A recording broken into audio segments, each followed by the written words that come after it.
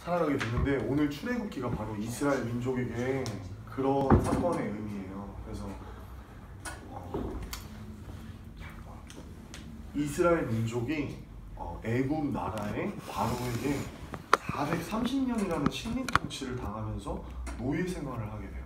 근데 그 시간이 이스라엘 백성들에게 가장 어둡던 암흑기의 시간이에요. 그래서 그때는 이스라엘 민족이 애굽 백성들에게 노예 생활을 하고 있을 때는 성경에서 그것이 어떤 의미냐면 하나님의 통치와 하나님의 인도하심을 받는 시간이라기보다 애굽의 바로 왕에게 통치와 세상의 가치관과 세상의 방식대로 통치를 받는 종속되어 있는 삶을 의미해요. 그래서 지도로 한번 보게 되면 이제 여기가 바로 지중해고 이 팔레스타인 지역에 갈릴리 바다, 요단강 그리고 이렇게 사해가 흐르고 이 시나이 반도를 거쳐서 홍해가 흐르고 이 땅이 바로 나일강이 흐르고 있는 이곳이 바로 애굽, 지금의 지명은 이집트라는 곳입니다. 오늘 저희가 배우게 될 출애굽기의 배경은 바로 지금 이 현재는 이스라엘과 이 이집트라는 나라가 존재하고 여기는 이제 사우디아라비아라는 세계지구가 있는 곳이 바로 저희가 오늘 성경 공부를 하는 출애굽의 주 무대예요.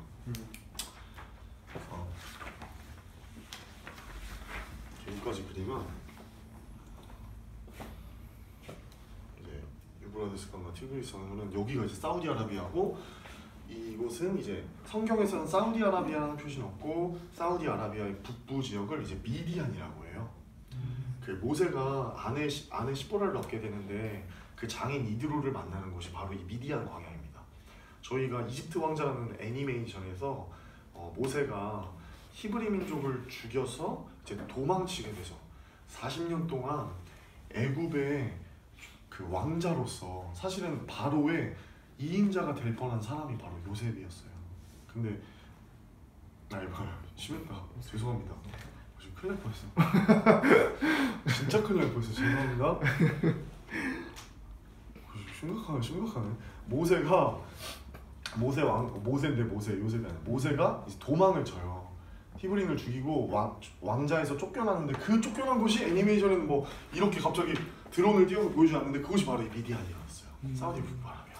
그리고 여기서 광야 생활을 하면서 이제 이드로 장인을 만나서 아내 시보라를 얻게 되죠.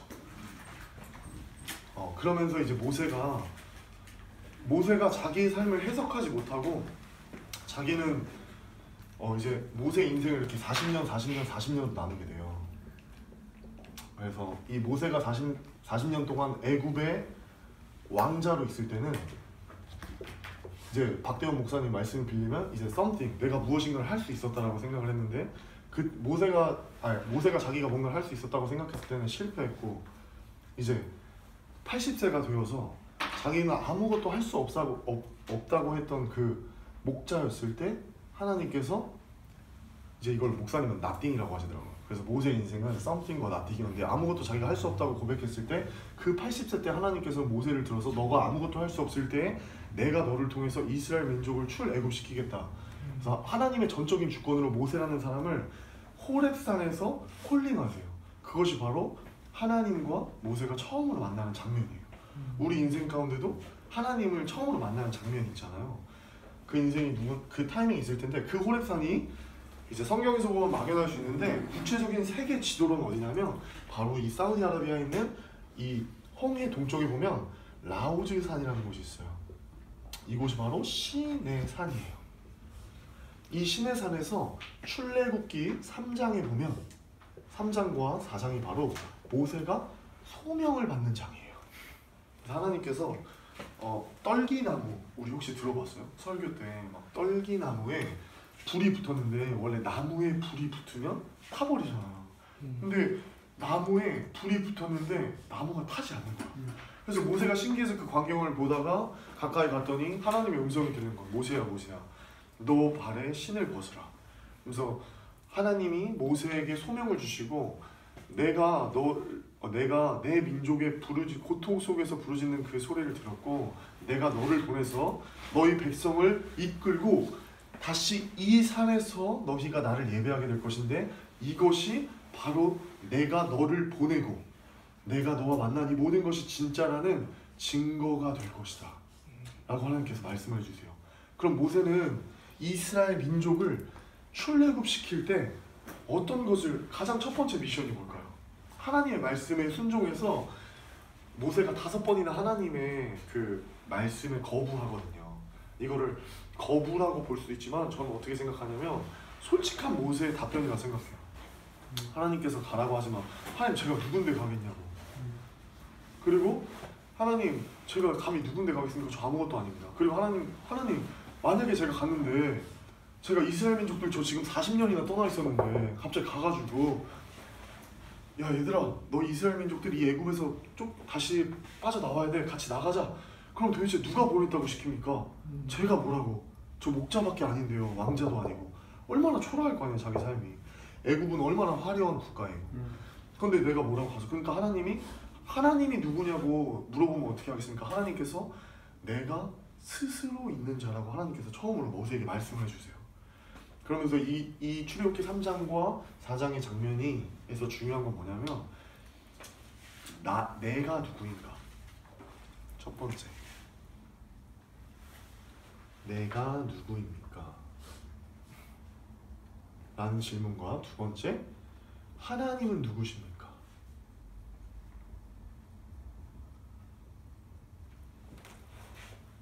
이것을 이제 신학적인 용어로는 자의식의 질문이라고 해요. 그리고 하나님은 누구십니까에 대한 이 질문을 신의식에 대한 질문이라고 하는데 우리의 인생도 이것을 소명이라고 해요. 하나님께 부르심을 받았다. 우리의 인생에 반드시 소명의 순간이 있어야 돼요. 내가 교회를 다니고 또 크리스찬이라고 하지만 진짜의 신앙생활은 하나님과의 관계이고 교제이기 때문에 하나님께서 모세뿐만 아니라 지금 사실 저희들을 다 부르고 계신 거거든요. 그러면 우리가 이 질문에 대해서 모세가 하나님께 솔직하게 이해가 안 되는 부분들, 솔직한 두려운 마음들을 고백하고 질문했던 것처럼 저희도 하나님께 하나님 제가 누구입니까? 하나님은 누구십니까? 하는 질문을 해요.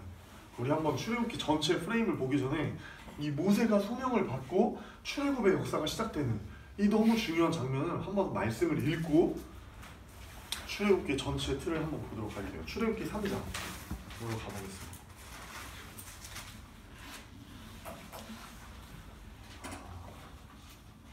출애굽기 3장 1절부터 15절까지 교독하면서 읽겠습니다. 제가 읽고 다 같이 한 절씩 읽어주세요. 모세가 그의 장인 미디안 제사장 이드로의 양떼를 치더니 그 떼를 광야 서쪽으로 인도하여 하나님의 산 호렙에 이르매. 잠깐 여기서 이거 보세요. 여러분 보이세요? 모세가 이 사우디아라 북부에서 광야 생활을 하고 있어요. 그러면서 그의 장인 미디안 제사장 이드로의 양떼를 치는데 그 떼를 광야 서쪽으로 인도한대요. 어디냐면 여기요. 이스라엘 북부 지역이 광야 서쪽이죠. 지도로 보면. 대주님 여기 봐주세요. 광야에 서쪽으로 가는 거예요. 네. 그 산이 바로 이 호렙산이에요. 호렙산과 시내산은 똑같은 말이에요. 산의 지명이에요.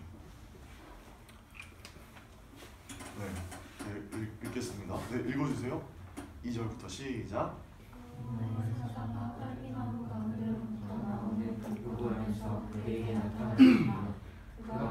딸기나무에 불이 붙었으나 그 딸기나무가 사라지지 아니하는지라. 이에 모세가 이르되 내가 돌이켜 가서 이 큰 광경을 보리라. 떨기나무가 어찌하여 타지 아니하는고 하니 그때 여호와께서 그가 보려고 돌이켜 보는 것은 무엇인지라. 하나님이 떨기나무 가운데서 저를 불러 이르시되 모세야 모세야 하시네. 그가 이르되 내가 여기 있나이다. 하나님이 이르시되 이리로 가까이 오지 말라.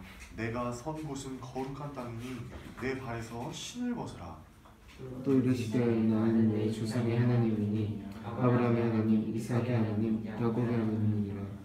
모세가 하나님 배우기를 두려워하여 얼굴을 가리매 여호와께서 이르시되 내가 애굽에 있는 내 백성의 고통을 분명히 보고 그들이 그들의 감독자로 말미암아 부르짖음을 듣고 그 근심을 알고 내가 데려와서 그들을 애굽인의 손에서 건져내고 그들을 그 땅에서 인도하여 아름답고 광대한 땅, 젖과 끓이 흐르는 땅, 곧 가나안 족속, 헷 족속, 아모리 족속, 브리스 족속, 히위 족속, 여부스 족속이 지방을 비라고 합니다. 이제 가라. 이스라엘 자손의 부르짖음이 내게 달하고 애굽 사람이 그들을 괴롭히는 학대도 내가 보았으니 이제 내가 너에게 분이여 너에게 내 백성 이스라엘 자손을 애굽에서 인도하여 내게 하라. 모세가 하나님께 아뢰되 내가 누구이기에 바로에게 가며 이스라엘 자손을 애굽에서 인도하여 내리이까. 하나님이 이르시되 내가 반드시 너와 함께 있으리라. 내가 그 백성을 애굽에서 인도하여 낸 후로 너희가 이 세상에서 하나님을 섬기리니 이것이 내가 너를 보낸 증거니라. 모세가 하나님께 아뢰되 내가 이스라엘 자손에게 가서 이르기를 너희의 조상의 하나님이 나를 너희에게 보내셨다 하면 그들이 내게 묻기를 그 이름이 무엇이냐 하리니 내가 무엇이라고 그들에게 말하리이까. 하나님이 모세에게 이르시되 나는 스스로 있는 자이니라. 또 이르시되 너는 이스라엘 자손에게 이같이 이르기를 스스로 있는 자가 나를 너희에게 보내셨다 하라. 하나님이 또 모세에게 이르시되 너는 이스라엘 자손에게 이같이 이르기를 너희 조상의 하나님 여호와 곧 아브라함의 하나님 이삭의 하나님 야곱의 하나님께서 나를 너희에게 보내셨다 하라. 이는 나의 영원한 이름이요 대대로 기억할 나의 칭호니라. 너는 내 가서 이스라엘의 장로들을 모으고 그들에게 이르기를 여호와 너희 조상의 하나님 곧 아브라함과 이삭과 야곱의 하나님이 내게 나타나 가르치되 내가 너희를 돌보아 너희가 애굽에서 행복시킬 것이다. 저 22절까지 한번 읽어볼게요. 그들이 지금 몇 절 읽었죠? 16절. 내가 말하였거니와 내가 너희를 애굽의 고난 중에서 인도하여 내어 젖과 꿀이 흐르는 땅 곧 가나안 족속, 헷 족속, 아모리 족속, 브리스 족속, 히위 족속, 여부스 족속의 땅으로 올라가게 하리라 하셨다 하면 그들이 내 말을 들으니 너는 너희의 자손들과 함께 애굽 왕에게 이르기를 그들이 사람의 하나님 여호와께서 우리에게 임하셨은지 우리가 우리 하나님 여호와께 제사를 드리려 하오니 사흘 길쯤 광야로 가도록 허락하소서 하라. 내가 하노니 강한 손으로 치기 전에는 애굽 왕이 너희가 가도록 허락하지 아니하다가 내가 내 손을 들어 그 중에 여러 가지 이적으로 그 나라를 친 후에야 그가 너희를 보내니라.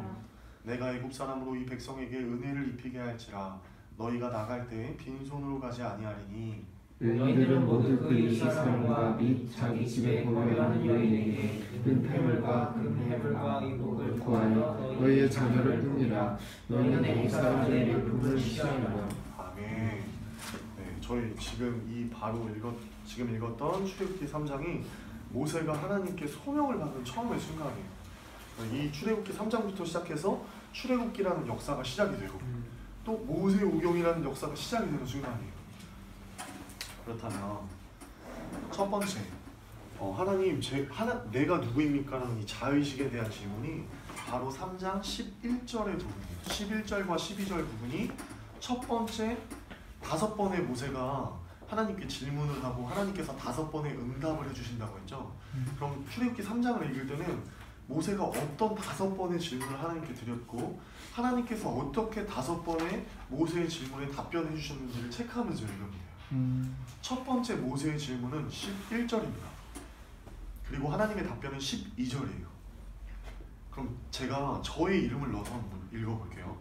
중모가 하나님께 아뢰되 하나님 제가 누구이기에 바로에게 가며 이스라엘 자손을 애굽에서 인도하여 내리이까.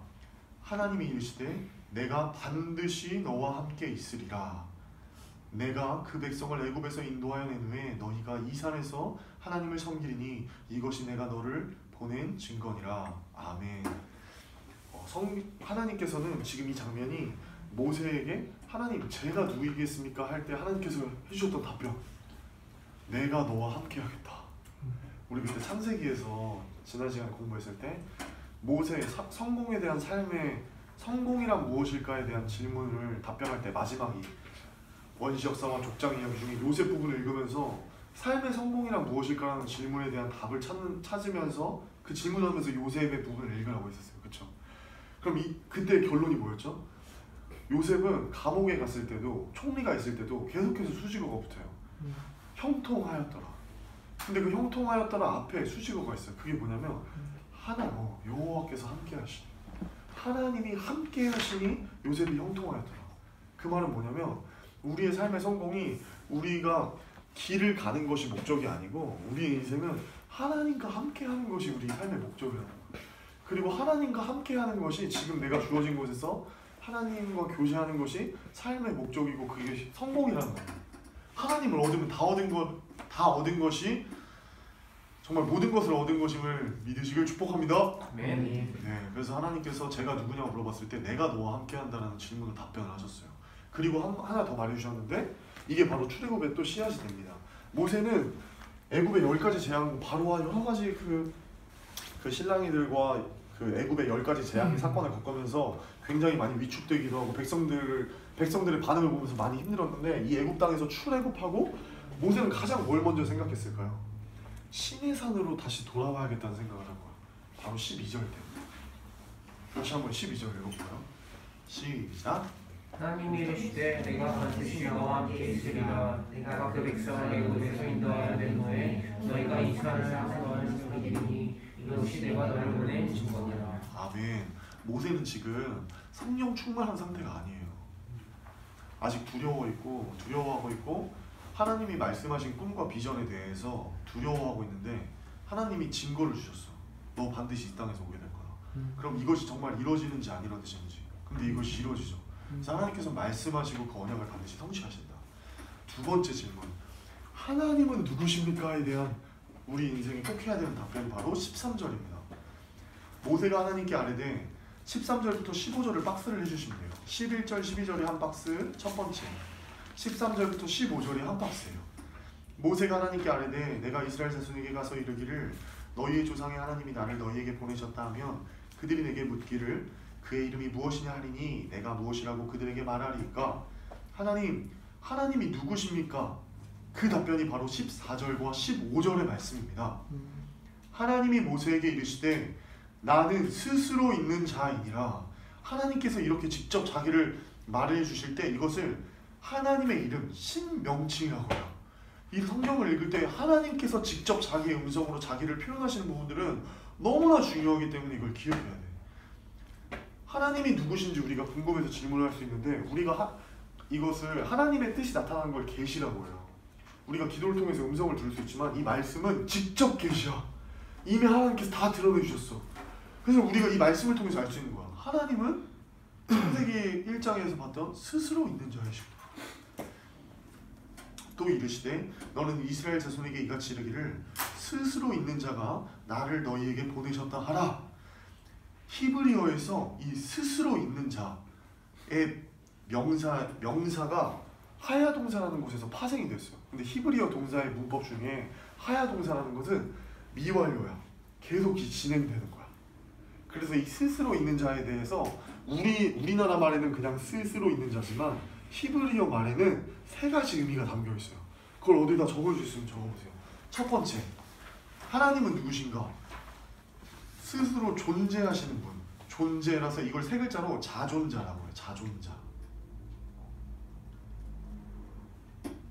그리고 두 번째, 하나님께서는 영이셔서 하나님께서 모든 세상을 창조하셨잖아요. 근데 이 원리 중에 하나 특징이 뭐냐면 모든 피조물은 창조주가 아니기 때문에 반드시 누군가에게 필요를 느끼고 스스로 자족할 수가 없어요. 반드시 음식을 섭취하거나 뭔가 생물들도 이 생태계도 다 어떤 스스로 자족하지 않고 누구에게 필요를 내어주고 의지하게 되는 존재들인데 하나님은 어느 누구에게도 의지하거나 의존하지 않으시고 또 필요를 느끼지 않는다는 거예요. 그게 뭐냐면 자족한다고 그래요. 그래서 이걸 자족하시는 분. 그리고 세 번째, 이 스스로 있는 자는 하야 동사가 있죠. 영존자예요. 어려운 말로 하면 영존자인데 핵심은 뭐냐면 영원히 존재하신다. 그래서 그것을 요한계시록에서는 나는 알파와 오메가다. 이제 알파 오메가는 헬라어인데 이 성경에서 저도 처음에 들을 때는 어색했는데 전체 용법이라는 게 있어요. 성경의 저자들이 모든 것을 통칭할 때 나는 모든 것이라는 걸 통칭하고 나는 영원하다는 걸 통칭할 때 맨 처음에 첫 번째 있는 사람과 그 공동체의 맨 마지막에 있는 사람을 들어서 나는 이 첫 번째와 마지막이다라는 것을 말하는 것은 내가 이 모든 것이다, 내가 영원하다라고 말을 하시는 거예요. 그래서 요한계시록에서 목사님 하나님께서 자기를 스스로 표현하실 때 나는 알파 오메가라고, 나는 영원한 사람이라고, 영원한 하나님이라고 표현을 하시는 말씀을 해주셨는데, 이 스스로 있는 자, 영존자도 그런 표현이고 미완료, 끝나지 않아요. 그리고 이제 15절이 너무너무 또 중요해요. 우리 별표를 한번 쳐주고. 근데 우린 이제 창세기를 배웠기 때문에 이게 무슨 말인지 알아. 하나님이 또 모세에게 이르시되 너는 이스라엘 자손에게 이같이 이르기를 너희의 조상의 하나님 여호와 곧 아브라함의 하나님, 우리 이거 했죠. 아브라함의 하나님, 이삭의 하나님, 야곱의 하나님께서 나를 너희에게 보내셨다 하나 이는 나의 영원한 이름이요 대대로 기억할 나의 칭호니라. 아멘. 저희 창세기 할 때 하나님께서 3명의 이 족장의 인물 아브라함과 시조 아브라함, 2대 이삭, 3대 야곱에게 10가지 언약을 주셨다 했어요. 아브라함 5개의 언약, 이삭은 2개의 언약, 이 야곱은 3개의 언약인데 저번에 시간이 부족해서 이 언약을 하나하나 살펴보지 못했잖아. 근데 이 언약, 출애굽의 씨앗을 하나님께서 말씀해 주셨던 부분이 이 10가지 언약 중에도 바로 이 세 번째, 아브라함이 세 번째로 받았던 창세기, 적어놓으세요. 창세기 15장의 횃불 언약. 이곳에 하나님께서 아브라함에게 출애굽의 씨앗을 주셨어. 약속하셨어.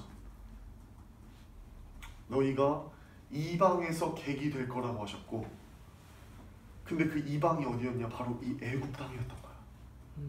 근데 얘들아, 이 장면에 받고 나중에 지금 이 장면 때문에 모세가 너무나 얼얼해서 역사적인 하나님의 음성을 듣고 하나님 만나니까 너무나 얼얼하고 아직 동기부여가 안 됐지만 하나님의 음성을 막 듣고 있는 상태야. 하나님과의 엄청난 친밀한 대화를 하는 순간이야. 근데 나중에 모세가 출애굽기 24장에서 기록 명령을 받고 기록할 때 모세는 얼마나 지금 이 15절의 이야기가 소름이 돋았겠어. 모세는요 아브라함을 본 적도 없고 이삭을 본 적도 없고 야곱을 본 적이 없어요. 근데 하나님께서 환상 중에 시내산에서 모세에게 쫙 알려주신 거예요. 근데 모세는 자기는 너무나 부족한 사람이고 내가 뭐라고 하나님께서 왜 이스라엘 백성 저 거대한 땅에 너무나 커 보이는 땅에 부족한 나를, 작은 나를 보내시지라고 생각했을 텐데 하나님은 모세가 시작이었던 것이 아니라 아브라함에게도 말씀을 하셨던 거야. 와, 믿음의 조상들에게 없었던 일을 갑자기 지어내시는 분이 아니라 이미 몇백 년 전에 약속하셨고 믿음의 조상으로부터 시작하신 그 약속을 성취해 나가시는 과정에서 나를 통로로 사용하시는 거구나. 여러분, 저희는 지금 이 자리에 있지만 저희 한 사람 한 사람이 모든 믿음의 선배님들의 기도 제목이고 기도의 응답인 줄 믿습니다. 하나님께서 언더우드 선교사님의 우리가 기도 제목인 거예요. 언더우드 선교사님도 처음에 막연하게 우리 조선 땅에 왔을 때 집신을 신고 다니고 너무나 담배에 쩔어있고 화투와 술과 욕설에 쩔어있는 우리 조선인들을 보면서 언어도 통하지 않고 막연한 이 사람들이 왔다 갔다 하는 모습을 보면서 내가 이들에게 어떻게 복음을 전해야 되고 어떻게 하나님께서 이 사람들을 볼 때마다 하나님이 이 조선의 민족을 너무나 사랑하시는 것이 철철 흘러넘치는데 내가 어떻게 이 사람들에게 복음을 전해야 될지 모르겠다. 그런데 하나님께서는 이 언더우드 선교사님을 통해서 계속해서 이 대한민국 청년들과 대한민국 사람들을 향한 기도를 하게 하시고 한국의 교회가 세워지기를 기도하게 하셨어. 근데 지금 오늘날 어떻게 됐죠? 교회가 생길 뿐만 아니라 오히려 이스라엘, 제2의 이스라엘이라 불릴 정도로 대한민국이 제사장 나라가 되고 집신을 신고 한국말, 그 노란머리였던 그 언더우드 선교사님의 대화도 통하지 않았던 수많은 한국 사람들이 기라성 같은 믿음의 선교사를 가장 많이 파송하는 믿음의 국가가 된 거야. 그리고 지금 우리가 이렇게 또 말씀을 나누고 있고 이것이 다 기도 응답이라는 거죠. 아멘? 모세도 그걸 느낀 거예요. 사실 창세기 지금 3장 15절을 읽을 때 지금 이 순간에 모세가 다 깨달았을지 몰라도 이 순간에 다 깨달았지 못했을지라도 모세가 다시 모세오경을 적고 기록하면서 하나님께서 과거에 보셨던 환상을 깨달으면서 기록할 때 모세가 느꼈던 감동은 어마어마했다는 거지. 와, 하나님, 저 그랬을 것 같아요. 이걸 적으면서 와, 하나님 살아계십니다. 비록 모세가 이 소명을 받을 때 너무나 초라하고 막 떨리고 부족해서 막 계속 질문을 지금 해가고 있지만 지금은 두 번째 질문밖에 아직 안 됐죠. 모세가 다시 과거를 회상하고 다 정리할 때는 너무나 큰 감동을 받았을 것 같아요. 아브라함과 이삭과 야곱의 조상들에게 계속해서 약속해 주셨고, 지금 이 민족이 출애굽할 땐 그래서 어떻게 됐죠? 와, 대박 사건. 우리 이 애굽에 장정만 60만 명이 나오는데 모세가 들어갈 때는 이 가족이 처음에 이배굽할 때는, 출애굽할 때가 아니라 이배굽할 때 야곱 가족이 그때는 70명이었구나라는 걸 모세가 창세기 46장을 기록하면서 얼마나 더 놀랬겠어요. 와, 70명이었던 게 60만 3,550명이 된 거구나. 장정만. 여자와 노비와 가축까지 하면 200만이라는 큰 민족을 하나님께서 창세기 12장 아브라함에게 첫 번째 언약에서 약속하셨는데 그걸 정말 이루셨구나. 10가지 언약 창세기 배웠죠. 이 첫 번째, 아까 전체용법에 관해서 얘기했죠. 처음과 마지막.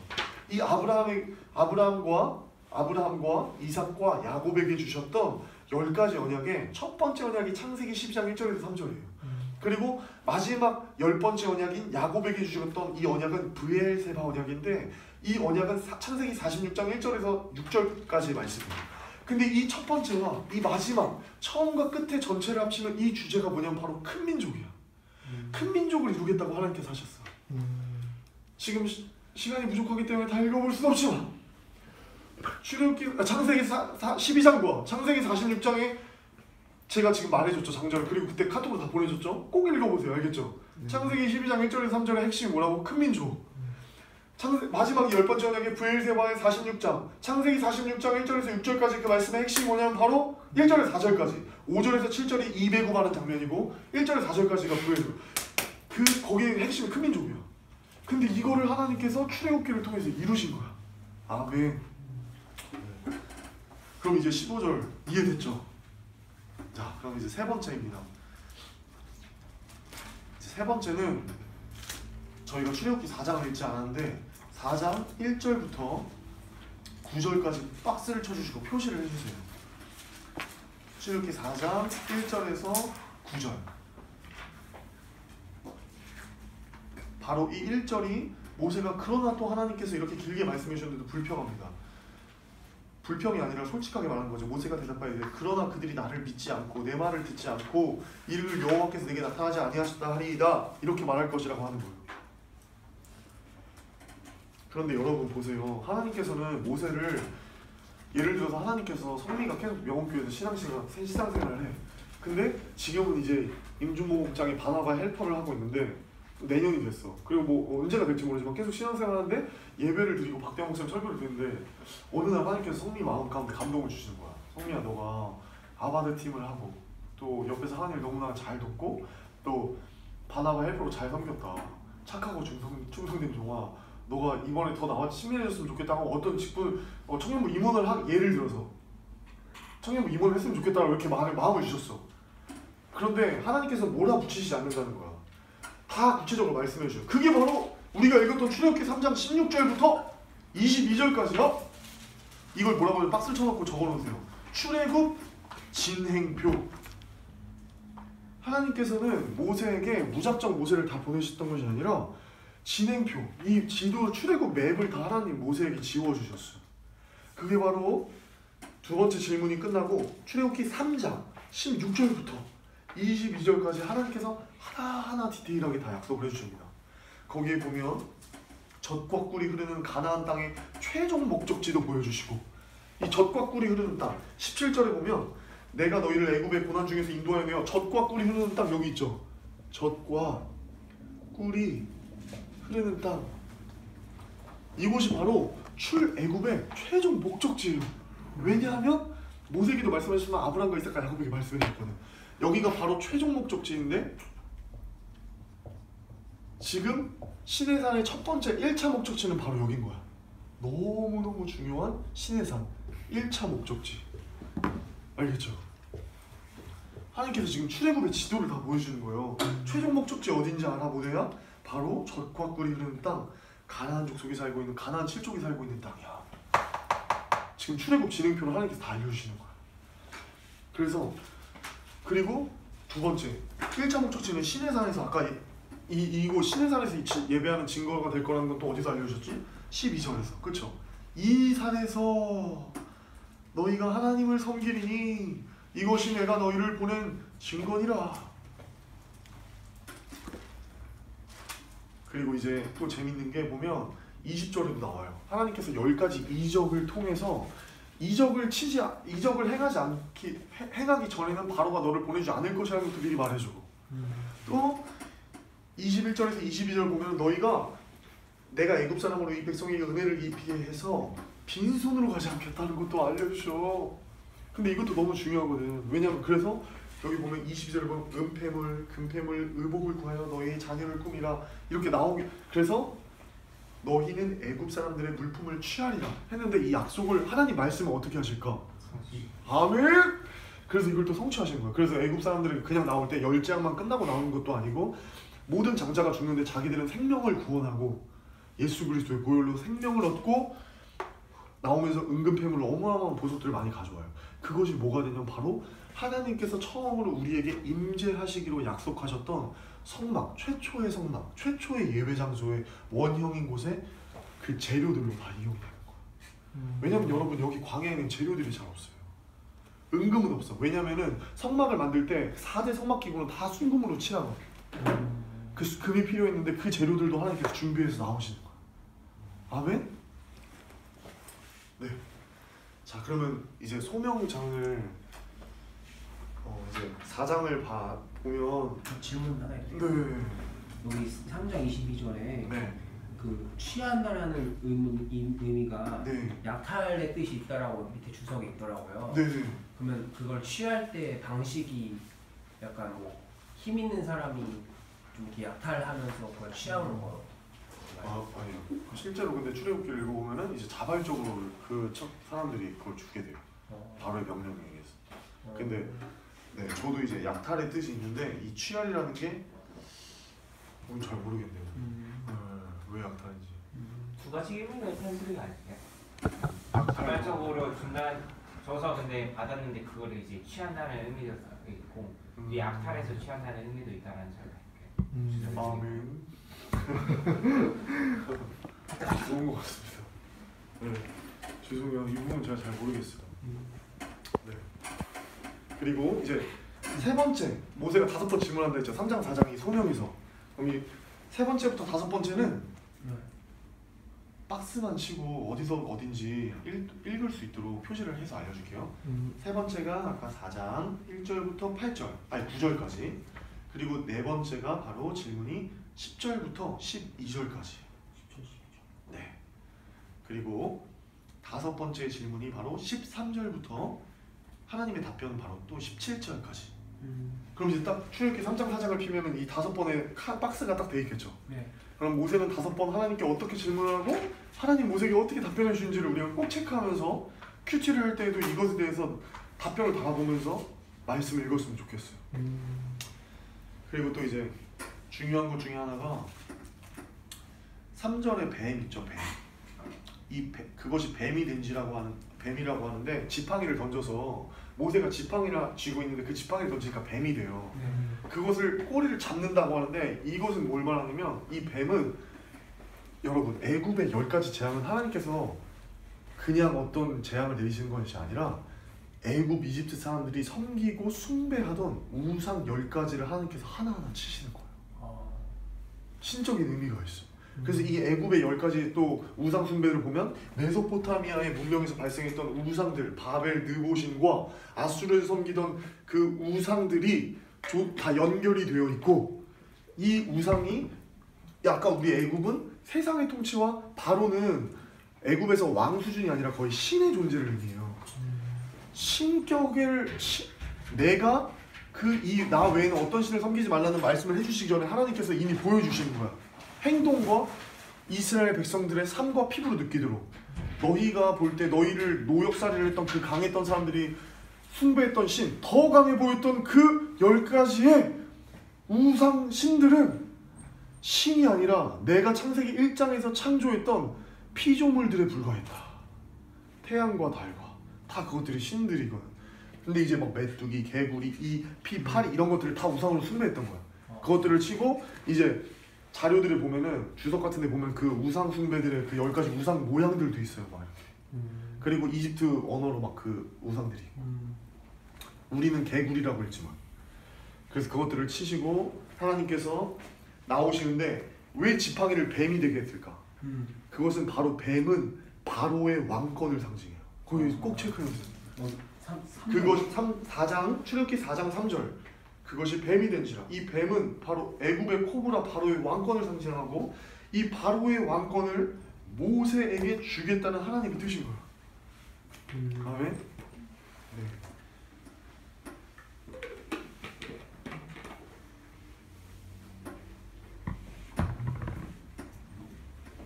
네. 그리고 이제 네 번째 그리고 9절에 보면 그들이 이 두 이적을 믿지 아니하며 내 말을 듣지 아니하거든 너는 나일 강물을 조금 떠다가 땅에 부으라. 내가 떠온 나일 강물이 땅에서 피가 되리라. 이 세 번째 히든 카드 이적 세 가지가 2절부터 9절까지 하나님께서 모세에게 지팡이가 뱀이 되게 하는 이적, 손에 나병이 발생되는데 또 치료하게 되는 이적, 세 번째 나일 강물을 떠다가 부으면 피가 된다는 이 이적에서 다 메시지가 있는데 이 나일 강물은 바로 애굽의 생명을 상징해요. 이 나일 강물이 하피신이라고 해요. 하피신. 이집트 사람들이 섬겼던 거예요. 생명. 네, 생명. 애굽의 생명을 상징하는 게 바로 나일 강물이에요. 그래서 모세는 애굽의 생명줄을 잡고 있다는 뜻인 거예요. 세상을 쥐락펴락하는 파워를 하나님께서 주셨다라는 것을 상징적으로 보여주는 이적 세 가지.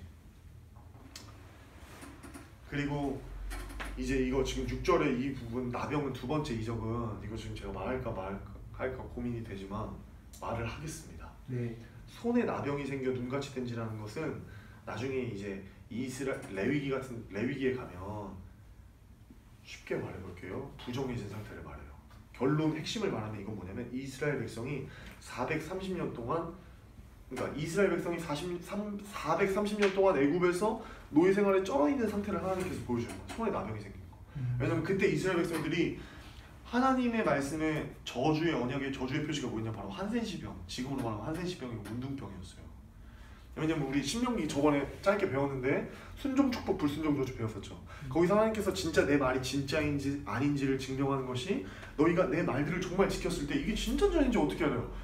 너희가 내 말을 지키해서 순종하면 이러한 구체적인 사인이 있을 거고 불순종하면 이런 구체적인 저주가 있을 거랬지. 구체적인 저주 중에 대표적인 것이 바로 한센시병이었어요. 나병. 이것을 치료하신다는 것을 예표적으로 보여줍니다. 두 번째 이적에서. 그래서 이 손의 나병은 430년 이스라엘 백성이 상태를 말하고 노예 생활을 하면서 가장 부정하게 쩌드는 상태.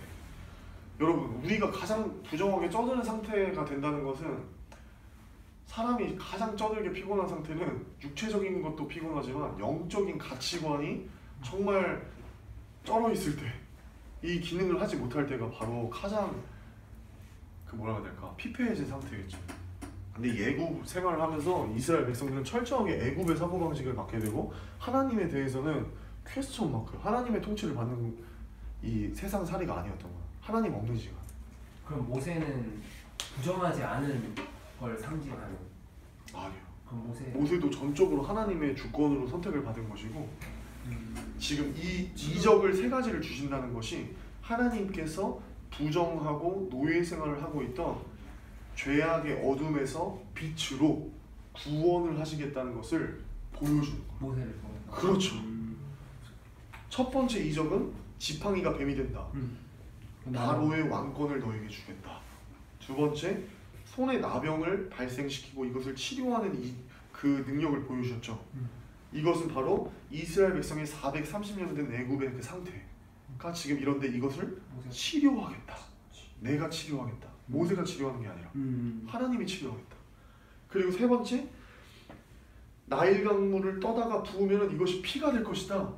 애굽 사람들은, 이집트 사람들은 생명이라고 상징하는 이 강물의 능력이 아니라 이것은 피로 변해서 먹을 수 없는 것이 되고 이것이 생명이 아니라 진짜 생명은 나에게 있다는 것을 하나님께서 보여주시는 너희가 섬기는 하피신이 거짓된 신이라는 걸 하나님께서 보여주겠다는 거예요.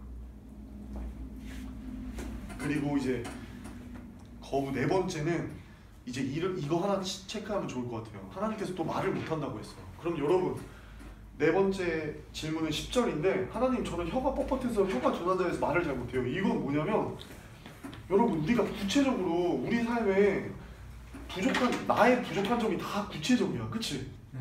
다 각자 우리 삶이 달라요. 이걸 가지고 솔직하게 나가라는 거야, 하나님 앞에. 하나님이 뭐라고 혼내는 것이 아니라 하나님은 우리와 교제하길 원하시고 우리의 솔직한 기도 제목을 하기를 원하셔. 나 너무 기대되는 게 박대원 목사님 이번에 부흥의 주제가 척을 하는 것에서 벗어나라, 이런 주제래.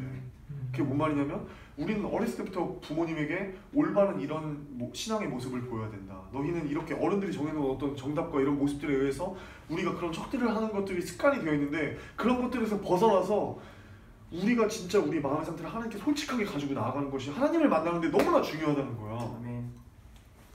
그런 20절 모세는 솔직하게 하나님 말하는 거야. 하나님, 오 주여, 나는 본래 말을 잘하지 못하는 자니이다. 주께서 주의 종에게 명령하신 후에도 역시 그러하니 나는 입이 뻣뻣하고 혀가 둔한 자입니다. 그런데 하나님께서 말씀하시죠. 너무 멋있어. 여호와께서 그에게 이르시되 누가 사람의 입을 지었느냐. 모든 주권이 하나님에게 있다는 거야. 중모야, 너 스바스 앞에 나와서 강연하는 거 떨리냐? 내가 너의 입을 지었고 나의 이 모임을 인도하는 것은 너가 아니라 나다. 하나님께서 말씀해 주시는 거야. 철저하게 주권자라가 나야. 우리를 모이게 하신 분도 하나님이시고, 이제 가라, 내가 내 입과 함께 있어서 할 말을 가르치리라 하셨는데, 이제 12절에 입에다가 동그라미 치고 옆에다 적어놓으세요. 선지자라는 것이 히브리어로 바로 나비라고 하는데, 이 나비가 바로 입이라는 히브리어인 거야. 그 선지자, 나비. 우리 그때 뭐라 그랬지? 선지자는 여러분 제가 정체를 알려줄게 하면서 하나님의 말씀입니다 이랬지. 선지자 16명의 선지자는 뭐가 되는 거야? 하나님의 입, 하나님의 나비가 되는 거야. 나비요? 그렇지, 나비. 우리 발음으로 하면 그런데 이거야, 나비. 근데 이 호랑나비가 아니고 히브리어로 발음하면 나비야, 나비. 네. 드립이 좀 그랬나요? 준비하신 것 같은데. 감사합니다. 애드립이었는데 실패했죠? 나비, 네. 나비. 네. 그 언어가 히브리어에서 여기 나온 거예요. 이거. 이 본문에서 나오는 거예요. 선지소가 선지자라는 뜻이에요. 그리고 13절부터 17절의 마지막 5번째 질문, 모세가 이런데 마지막 근데 또 그래. 오 주여, 제발 진짜 가기 싫어요. 너무 무서워요. 왜 저예요? 나 보낼 만한 자를 보내소서. 여호와께서 모세를 향하여 이제 노하여 이르시되 레위 사람 내 형 아론이 있지 아니하냐. 그가 말 잘하는 것을 내가 아노라. 그가 너를 만나러 나오나니 그가 너를 볼 때 그의 마음에 기쁨이 있을 것이라. 너는 그에게 말하고 그의 입에 할 말을 주라. 내가 내 입과 그의 입에 함께 있어서 너희들이 행할 일을 가르치리라. 그가 너를 대신하여 백성에게 말할 것이니 그는 내 입을 대신할 것이요 너는 그에게 하나님같이 되리라. 너는 이 지팡이를 손에 잡고 이것으로 이적을 행할지니라. 아멘. 하나님께서 아론을 준비하신다고 하시고 모세와 아론이 처음으로 이제 만나게 되는 장면들도 이제 뒤에 나오게 됩니다. 하나님께서는 이 모세 5번째 질문을 통해서 뭘 주셨을까요? 어려움을 아시고 동역자를 붙여주시는 거예요. 하나님께서는 우리에게 소명을 주시고 우리를 하나님의 그 부르신 사역의 자리로 가실 때 동역자를 붙여주시는 거예요. 이 스바스 모임을 위해서 오대준 청년이 또 찬양인도로 이렇게 동역자를 해주신 것처럼, 아론이 되어준 것처럼 항상 하나님께서 홀로 두지 않으시고 동역자를 주신다. 자, 그럼 이제 우리가 소명의 장들을 봤어요. 그러면 이 출애굽기 전체 시작하기 전에 이 호렙산에서 전체 지도를 한번 보고 출애굽기 배경이 되는 이 장소에서 너무나 중요한 이 시내산에서 모세가 하나님을 만나는 장면의 이 5번의 질문은 우리도 우리 삶에서 아직 이 5가지의 질문에 대해서 응답을 개인적으로 받지 못했다면 반드시 하나님께 응답을 받아야 될 질문들인 거야. 그 중에서도 이 5가지 중에 이 3개는 모세가 개인적으로 하나님한테 하는 말이야. 종류가 다 달라질 수가 있어. 혀가 안 둔한 사람이 있을 수 있겠죠? 그러나 이 첫 번째와 2번째 질문들은 반드시 우리가 우리 인생의 소명을 받을 때 해야 되는 질문인 거예요. 하나님, 저는 누구입니까? 하나님은 누구십니까? 이게 너무너무 중요해요.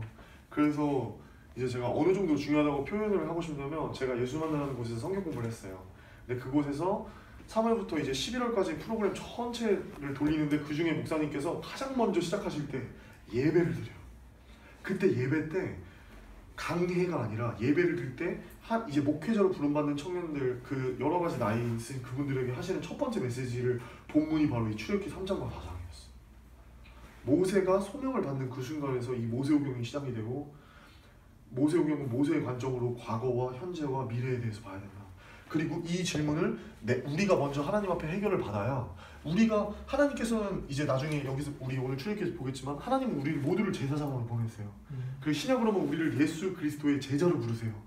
그러면 우리가 하나님을 만나고 하나님의 사랑을 체험했다면 우리가 주어진 가정과 또 직장과 학교에 가서 우리가 또 그리스도의 사랑을 전하는 제자와 구약으로 말하면 제사장의 역할을 해야 되는 거야.